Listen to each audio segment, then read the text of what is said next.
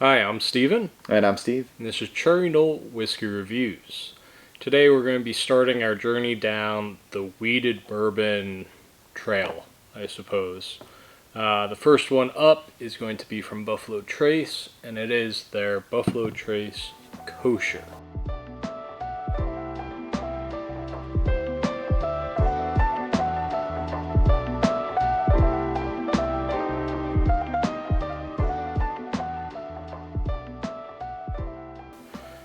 This is their wheat recipe for the kosher.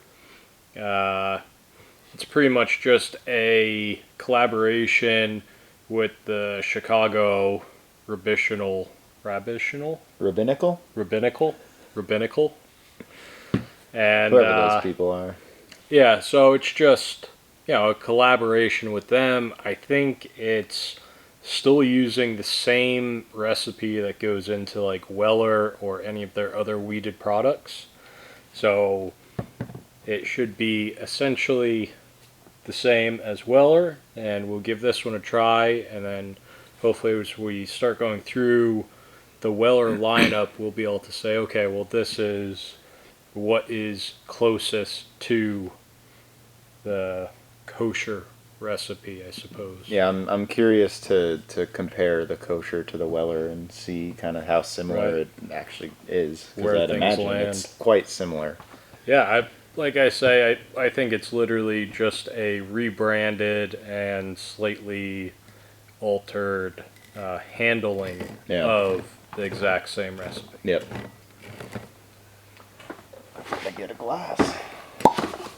Nice pop on it.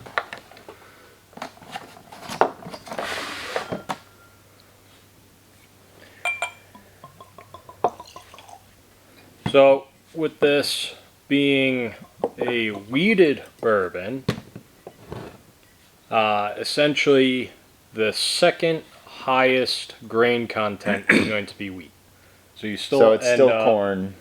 right? You still end up with a over 50% corn base, and then wheat being the second highest number instead of rye. Do you know on these what the wheat percentage is? No. Buffalo Trace sometimes can be iffy with exactly the recipe. Yeah, makes sense.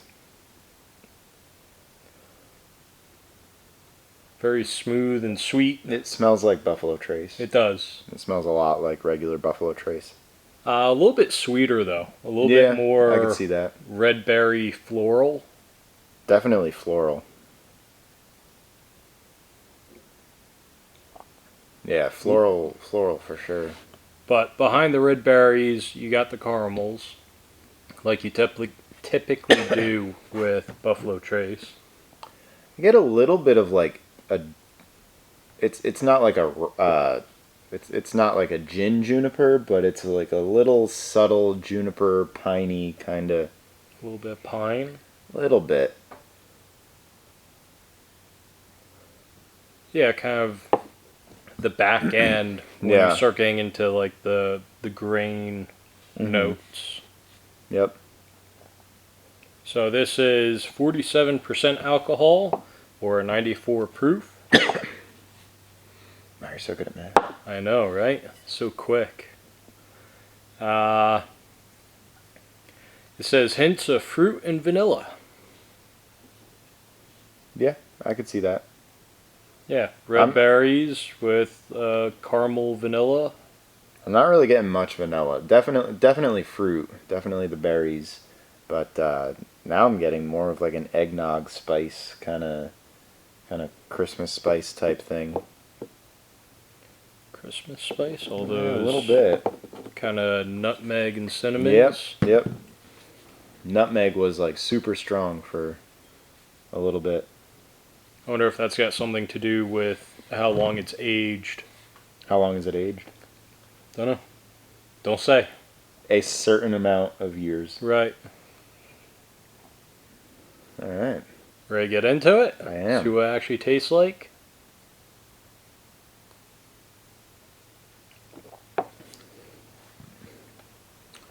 the vanilla is Whoa. strong on Wow. flavor. That's like straight up vanilla Coke. That I was not expecting those flavors off the palate based No. on the nosing. Not at all. It's just it's 100% just sweet vanilla. Like you put too much vanilla extract into a dessert or something like that. Is that possible? Yes. I haven't been there yet. But yeah, it's like a red berry topped angel food cake. Yeah. Ooh, yeah. Or like It's, have you it's ever really light and fluffy and have you ever had airy. a pavlova? No. So it's basically Sounds Russian. I don't know what it is, but it's basically a meringue, like a super hard crispy meringue. It's about Okay. that big. It's like a cake, and you put like berries and stuff on it, and then top it with whipped cream. Sounds good. This is that. But yeah, the nosing on it is like really bright red fruits, and then the palate goes into this super sweet vanilla with just a hint of the red fruits. Yeah, the fruits are super subtle. No spice at all. No. Maybe at the like tail end of it you get A little the bit of slightest barrel. bit of barrel, Yeah. but it's not very strong as No. far as barrel goes. No, not at all. The smoothness of a wheated bourbon definitely comes through. Yeah. And I just thought, I don't know if I've ever had a wheated bourbon before. Maker's Mark. Maker's Mark. That's right.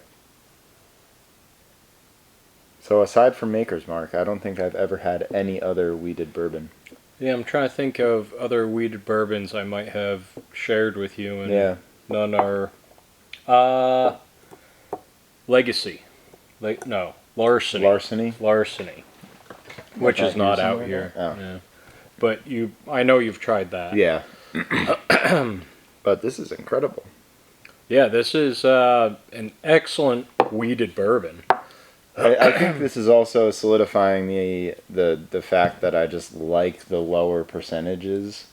I mean, it's 94 proof. It's not. Yeah, I'd say it's not super low. I Right. mean, you're getting close to that bottled and bond 100 proof. I'd say my sweet spot's probably between 90 and 100, like anywhere Yeah. near there. I can but- see that. And mine's probably between that like 100 and 110. Oh, really? Yeah. I thought you were going to say like 115, 130. No, I like those higher proofs because you can add water Right. and you can kind of change things up and see where things go. But for actually sipping on between that 100 and 110 is a little bit more pleasant to just sip on. Mm-hmm. This is incredible.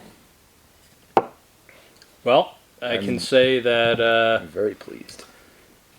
the product for the Jewish Rabbicinal Council, Municipal Council is quite good. They definitely create a good product for them. Yeah. If I was them, I wouldn't be complaining. No. That's for sure. Not at all. Not at all. That's great. Well, on that note, thanks for watching. Make sure to like, comment, subscribe. We'll catch you on the next one.